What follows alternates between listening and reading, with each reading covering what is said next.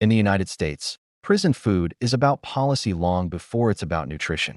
Every single meal that lands on a tray inside a correctional facility is the result of regulations, budget cuts, and contracts that most of us never see. We often hear about prison food in jokes or sensational stories, but the reality is much more complex. It tells us a lot about how our prison system actually works on a day-to-day basis. Across the country, from federal prisons to local jails, authorities are required by law to provide meals that meet basic nutritional standards. But let's be clear, these standards are not about comfort or taste. They're about hitting minimum calorie and dietary targets at the absolute lowest possible cost. This single fact shapes everything else, from the ingredients they buy to how small the portions are, to why the menu never seems to change. Most large prisons operate on a centralized food service model. They buy ingredients in massive bulk from state-approved vendors or private contractors who specialize in institutional food.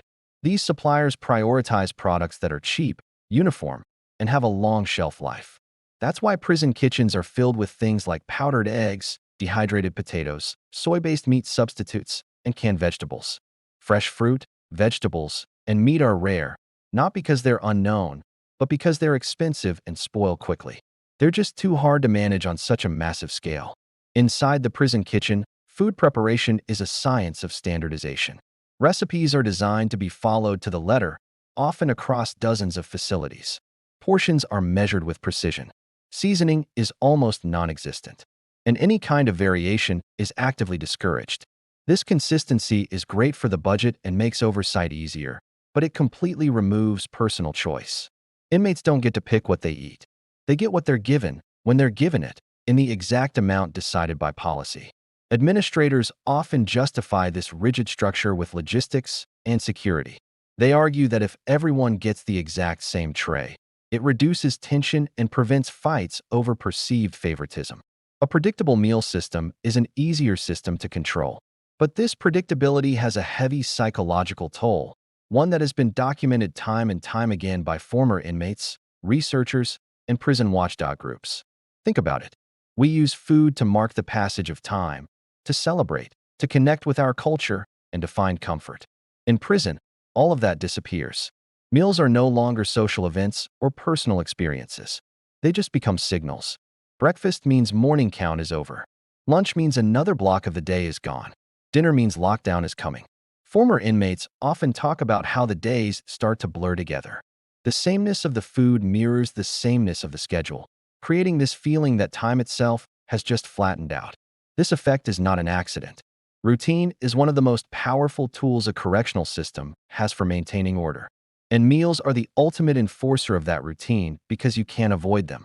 An inmate can refuse to go to the yard or skip a class, but food shows up 3 times a day, every day, no matter what. Eating becomes an act of compliance, not because of force, but because of basic human necessity. When investigators have looked into prison food systems, they've consistently found that cost pressure is the main driver behind almost every decision. In some states, the daily food budget per inmate has been documented at just a few dollars a day, for 3 meals. With that kind of budget, taste and variety are just luxuries they can't afford.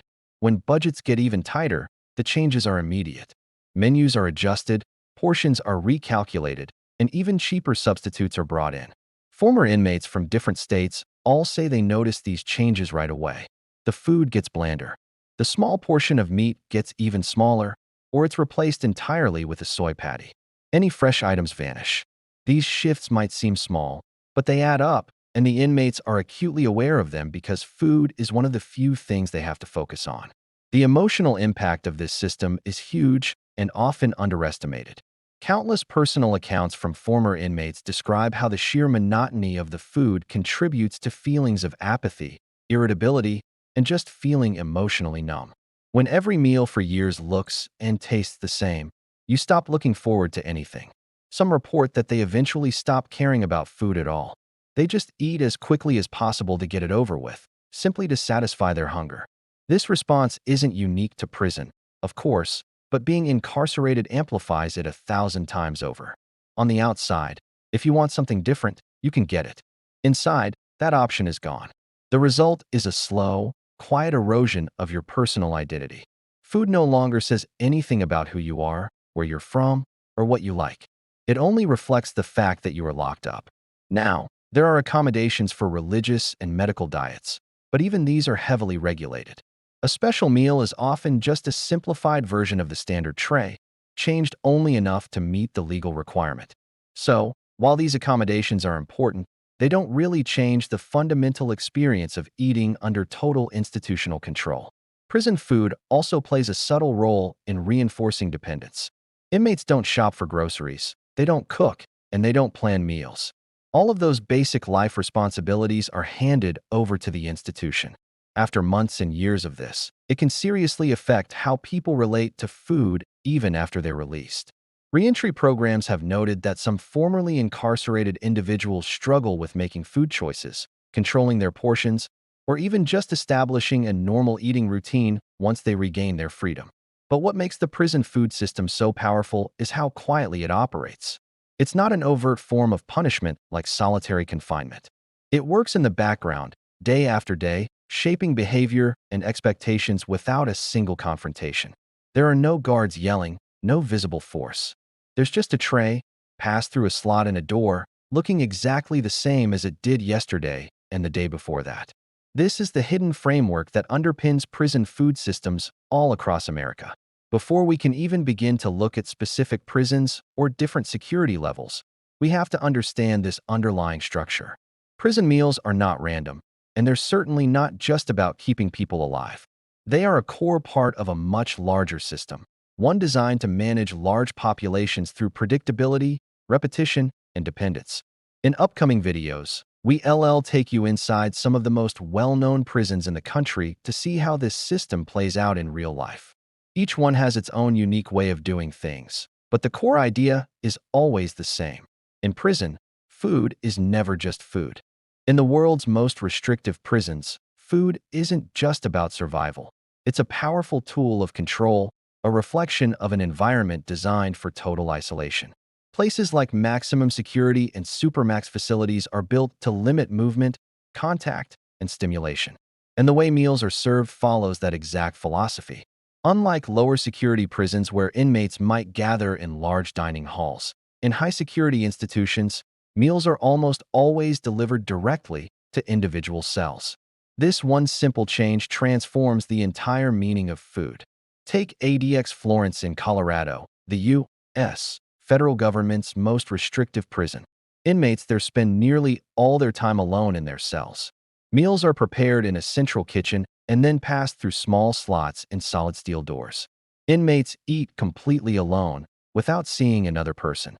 There's no conversation, no shared table, no reacting to a meal with someone else.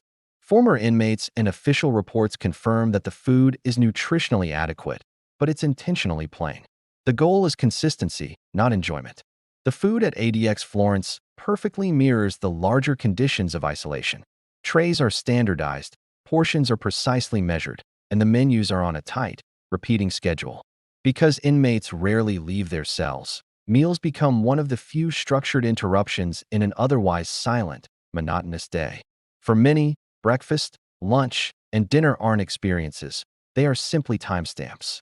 They mark the slow passage of hours in a place where clocks feel meaningless and days just blur into one another. This system isn't unique to ADX Florence. At Pelican Bay State Prison in California, especially during the years when its Security Housing Unit, or SHU, was at full capacity, inmates reported very similar experiences. Meals were delivered to their cells, eaten alone, with almost no variation over long stretches of time. In fact, court records and investigations into the effects of long-term isolation at Pelican Bay frequently mention food as one of the only consistent interactions inmates had with the prison staff and the institution itself. In these incredibly sterile environments, food takes on a deep psychological weight. When all social contact is removed, even the smallest sensory details become magnified. Some former inmates have described focusing intensely on the texture, the temperature, or the smell of their food, not because it was particularly good, but because it was one of the only changing sensory inputs in their entire day. But over time, this hyperfocus can fade into a kind of emotional flattening, where meals are just consumed quickly, mechanically, and without any real attention. Maximum security prisons also use food to enforce compliance. While the basic meals are guaranteed by law, access to anything extra, commissary items, special snacks, or supplemental foods, is almost always tied to an inmate's behavior. This creates a clear hierarchy. The standard meal tray keeps you alive, but anything beyond that has to be earned through good conduct. In these high-security settings where privileges are already incredibly scarce, food becomes one of the last remaining incentives for good behavior. Another well-documented aspect is the use of disciplinary meals. In some jurisdictions, courts have had to step in and review the practice of giving restricted diets to inmates who break the rules, particularly for offenses like throwing food or other substances. These meals, sometimes referred to in official records as loaf-style diets, are nutritionally complete but are made to be as bland and unappealing as possible, removing all variety and texture.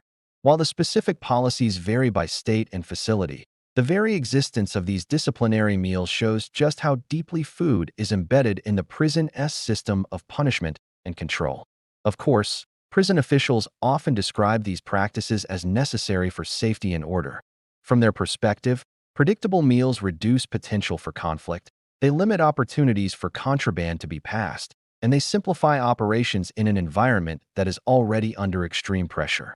But inmate testimonies and psychological research paint a different picture, suggesting that the cumulative effect of this system can be profoundly damaging. The core issue isn't food deprivation. Inmates are getting enough calories. The problem is the total absence of choice, variation, and social context. Eating alone, every single day, without any ability to decide what or when you eat beyond a rigid schedule, reinforces a deep sense of powerlessness. Over months and years, this can contribute to severe anxiety, depression, and emotional withdrawal. At facilities like USP Marion in Illinois, which was a pioneer in developing modern supermax practices, food policies evolved right alongside the implementation of permanent lockdown regimes. After extended lockdowns became the norm there in the 1980s, meals became cell-based and highly controlled. Reports from that era describe inmates experiencing long stretches where the arrival of a food tray was one of the only reliable signs that time was still moving forward. So, what truly distinguishes food in maximum security prisons isn't deprivation, but reduction. Meals are reduced to their barest function. They provide calories, they meet legal nutritional standards, and they are designed to avoid complaints that could lead to lawsuits. Everything else, pleasure, culture, comfort, social connection, is systematically stripped away. This reduction aligns perfectly with the broader philosophy of these institutions. Supermax prisons are designed to eliminate variables. The fewer choices an inmate has, the easier the system is to manage. Food, in this context, becomes just another variable to be eliminated. Everyone eats the same thing, in the same way, under the same isolated conditions. Former inmates have spoken about how this environment permanently changes their relationship with food. Long after their release, some report eating very quickly and defensively, a habit they developed over years of eating alone while under constant observation. Others describe finding it difficult to enjoy meals in a social setting because they've become so accustomed to treating food as a private, mechanical task rather than a shared, human experience. It is important to clarify that these psychological outcomes are not usually stated as official goals by prison administrators. Official documents always emphasize safety, efficiency, and compliance with nutritional law. Yet, the psychological effects are consistently documented through lawsuits, government oversight reports, and interviews with those who have been released. In the end, food in maximum security prisons doesn't punish through hunger. It punishes through sameness, through isolation, and through relentless repetition. Each identical tray that slides through the slot in the door reinforces the same silent message. Control here is total, individual choice is absent, and the routine is absolutely unavoidable. Understanding how food works in these highly controlled environments is crucial. Here, a meal is not just a necessity for life. It becomes a tool that perfectly mirrors the architecture of confinement itself. Ever wonder what it's like to eat the same meal over and over again for decades? For inmates serving life sentences in America's toughest prisons, this isn't a thought experiment, it's reality. In places like Louisiana State Penitentiary, known as Angola, and New York's Attica Correctional Facility, food is more than just fuel. It's a silent tool of control, a constant reminder of confinement, and a force that shapes the very perception of time. Let's start at Angola, the largest maximum security prison in the United States. The vast majority of its inmates are there for life, without any chance of parole. Feeding thousands of people on a tight budget means meals are built for efficiency. A standard tray might hold a scoop of processed beef or chicken, a starch like rice or grits, and a portion of canned vegetables. Bread is a frequent companion. Flavor is an afterthought. Seasonings are used sparingly, and desserts are a rare treat. The most powerful element of this system is repetition.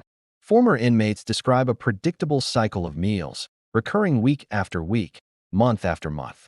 Imagine knowing exactly what you'll be eating every Tuesday for the next 20 years. This monotony has a profound psychological effect.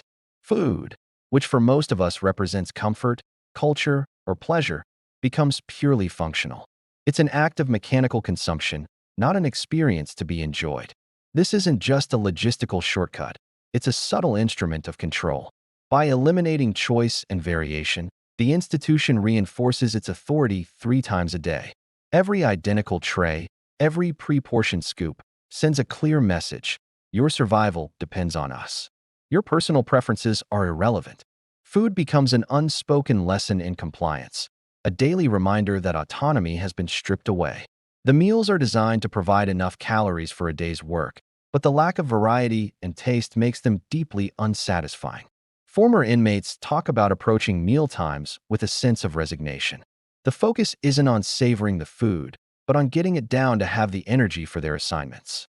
Some have even described this relentless repetition as a factor that flattens time.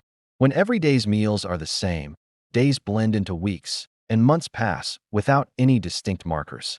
Life inside the walls stretches into an endless, uniform expanse. Attica, while smaller, operates on similar principles. State records and inmate testimonies paint a picture of regimented dining halls, strict portion control, and endlessly cycling menus.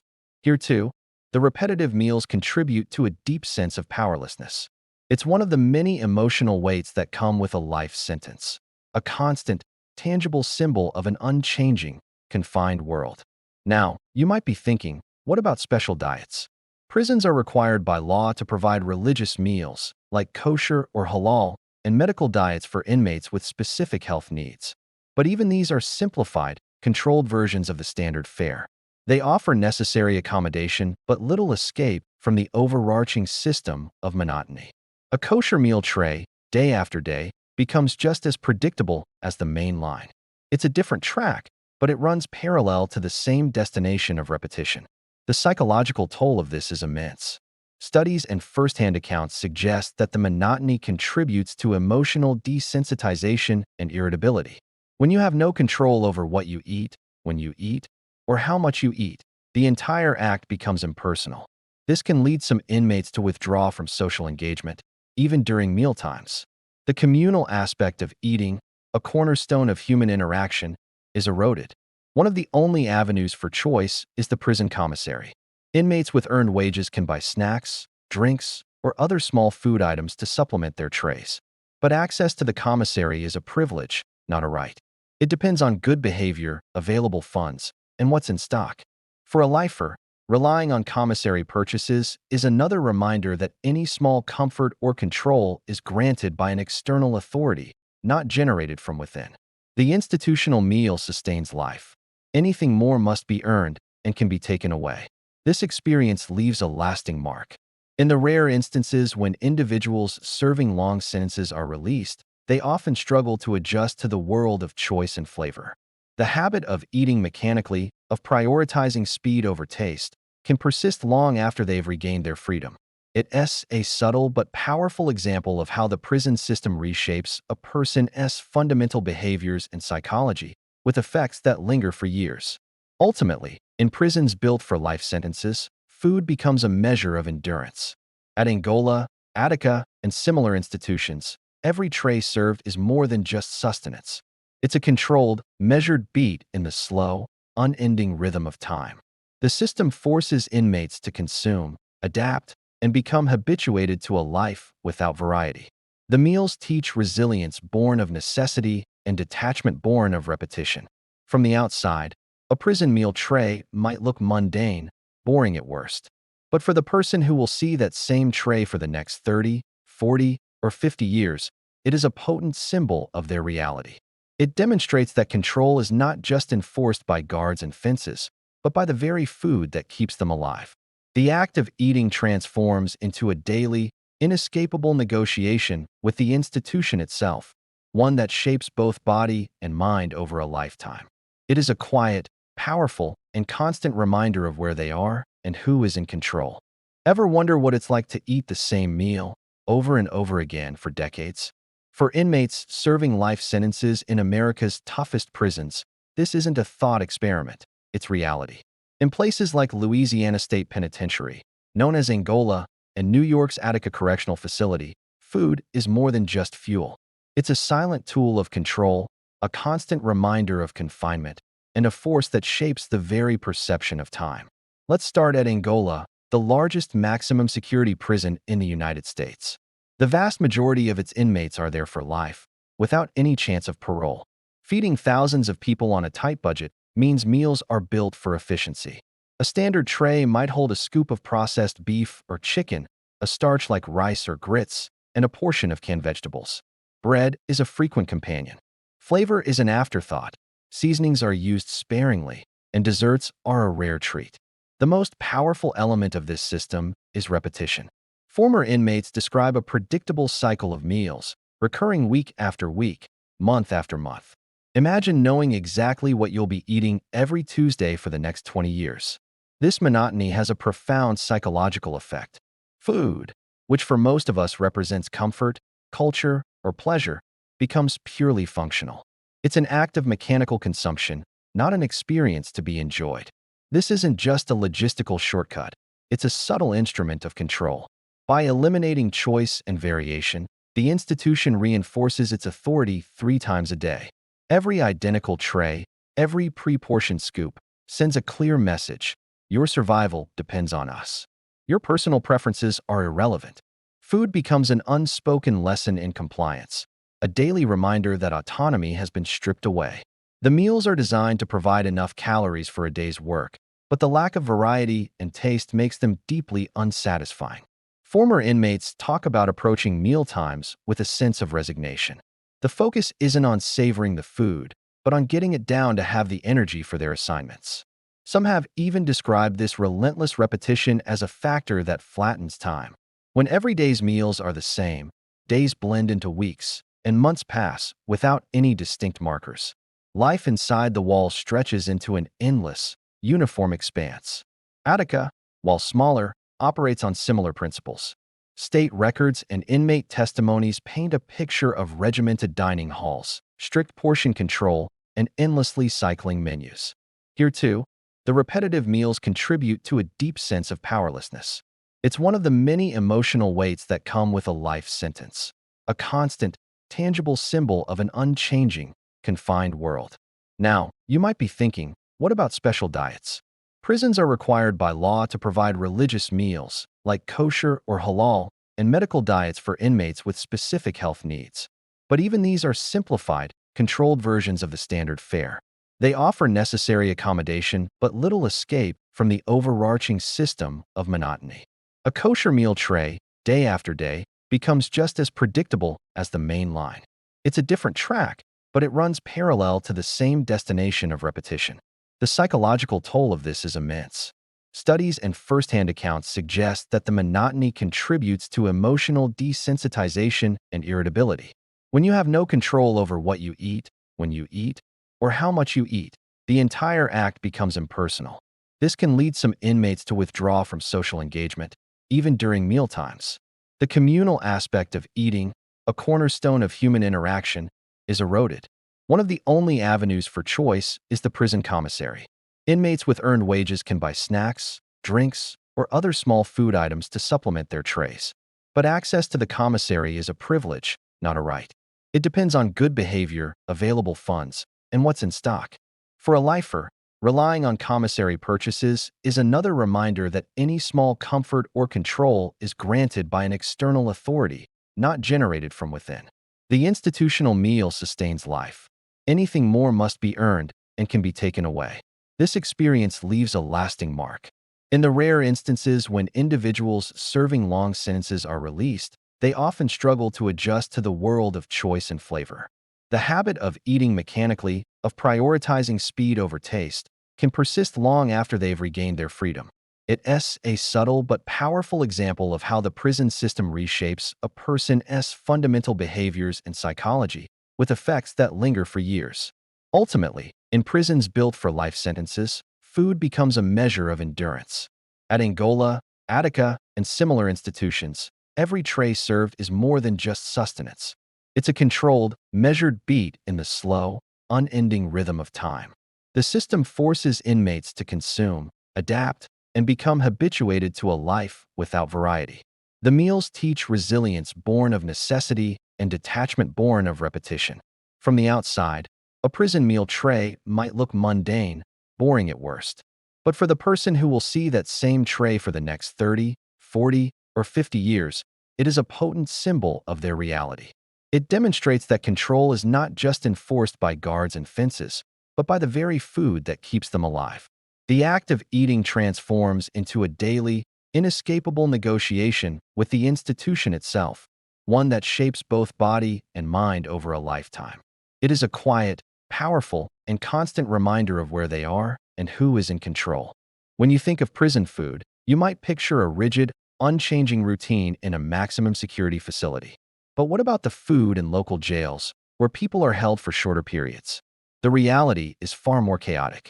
Jails, which house people awaiting trial, serving short sentences, or waiting for transfer, operate under constant pressure. In these places, food isn't just about sustenance. It's a direct reflection of a strained system, institutional chaos, and the immense psychological stress of temporary confinement. Let's take a look at Rikers Island in New York City, one of America's largest jail complexes. At any given time, thousands of people are held there, most of them in pretrial detention, unsure of what their future holds. The food system is stretched to its limits. Trays are prepared in a central kitchen and delivered to different housing units. But the experience is anything but consistent. Portion sizes can change depending on staffing, supply shortages, or other daily demands. Inmates often talk about getting cold food, missing items, or meals that arrive hours late. Each of these small failures adds another layer of stress to an already tense environment. Unlike in long-term prisons, where meal cycles are at least predictable, jails rarely offer that stability. There's menu repetition, sure, but the main goal is just to feed a massive, ever-changing population as quickly as possible. Breakfast might be a prepackaged cereal, milk, and maybe some processed eggs. Lunch and dinner are usually a simple protein and a starch, with very few vegetables in sight. While there might be a commissary to buy extra food, access is often a problem. Short stays, lack of money, or administrative hurdles mean many inmates can't even use it. The result is that meals become unpredictable and unsatisfying, which only amplifies the feelings of insecurity and powerlessness. The psychological toll of this unpredictability is significant. Inmates consistently report that not knowing what or when they eat makes them feel more frustrated and helpless. When you combine that with overcrowded living spaces and the constant movement of people in and out of units, food becomes yet another source of anxiety. In maximum security prisons, the monotony of the food is the challenge. In jails, it's the sheer unpredictability that wears you down mentally. Hunger and dissatisfaction can easily lead to conflicts between inmates or create tension with correctional staff, showing just how crucial a role food plays in managing behavior. Overcrowding makes everything worse. Many jails are holding more people than they were designed for. Imagine the logistical nightmare of trying to feed thousands of people in cramped spaces. This leads to rushed service, poorly prepared meals, and a stressful dining experience. In the dining areas that do exist, it's often crowded, noisy, and tense. Inmates describe having to eat as fast as they can while being watched by officers, sometimes under the threat of punishment if they don't follow the rules perfectly. Some jails give inmates only a few minutes to finish their meals, prioritizing efficiency over basic human comfort or proper nutrition. And then there are the health concerns. In a short-term facility with constant turnover and limited staff, accommodating chronic medical conditions, allergies, or special diets is incredibly difficult. Investigations have shown that many jails struggle to meet these needs consistently. For an inmate who relies on a specific diet for medical reasons, this failure creates a whole new level of stress. Even religious diets, like kosher or halal meals, are often just simplified versions of the standard tray, offering little variety or cultural consideration. For someone already facing the uncertainty of their trial, these limitations just magnify their sense of having lost all control. The transient nature of the jail population also changes the social aspect of eating. In prison, you might form bonds over meals, but in jail, you might only know the people around you for a few days or weeks. Meal times are structured to minimize contact and keep order, not to encourage connection. Former detainees often say that eating becomes a solitary act, even in a crowded room, because trust is low and the environment is chaotic. This only deepens the psychological isolation that comes with being locked up, even for a short time. Staffing challenges also play a huge role. Jails often have a high turnover rate for both kitchen and correctional staff. Any emergency, like a lockdown or a medical incident, can completely disrupt the meal schedule. Inmates tell stories of days when meals were delayed for hours or never came complete, highlighting just how fragile the system they depend on for basic survival really is. For someone new to incarceration, these disruptions are particularly jarring. It's a harsh reminder of their total dependence on the institution and the little power they have over their own lives. Despite all these issues, jails are required to meet minimum nutritional standards set by state or federal law. Meals are designed to provide the necessary calories and nutrients to maintain physical health. But when you combine limited variety, repetitive ingredients, and unpredictable delivery, you get a unique and taxing psychological environment. Inmates learn very quickly that food is not a source of comfort or satisfaction. It's another tool of control, even if it's an indirect one. This brings us to another layer of complexity: disciplinary measures. In many jails, minor rule breaking, like refusing an order or getting into a fight, can lead to restricted meals. This can mean getting a loaf, which is a bland, baked concoction of ingredients, or even liquid-only meals. While these are often framed as administrative tools, they clearly show how food can be used as leverage to control behavior, even in short-term facilities. The cumulative effect of this entire system is clear in the stories of those who've been through it. Many describe feeling constant anxiety, irritability, and emotional stress directly linked to their meals. A cold meal or a missing item isn't just a physical inconvenience. It's a psychological blow that adds to the crushing weight of confinement. Unlike in long-term prisons where repetition can numb you, the unpredictability of jail food keeps the sense of powerlessness fresh and acute. So, in places like Rikers Island, meals are a window into the intersection of institutional pressure, human psychology, and logistical chaos. Food becomes a daily reminder of the disorder and constraint that define life inside. It shapes mood, behavior, and how people interact with each other. While nutritional needs might be met on paper, the experience of eating is anything but neutral. It subtly reinforces the power of the institution and shapes every single day for those behind bars. Understanding this gives us a crucial piece of the puzzle of the American justice system. While maximum security prisons use isolation and repetition, and long-term facilities use monotony, jails operate on a foundation of unpredictability and stress. The psychological weight of food in jail is defined by its uncertainty, not its sameness.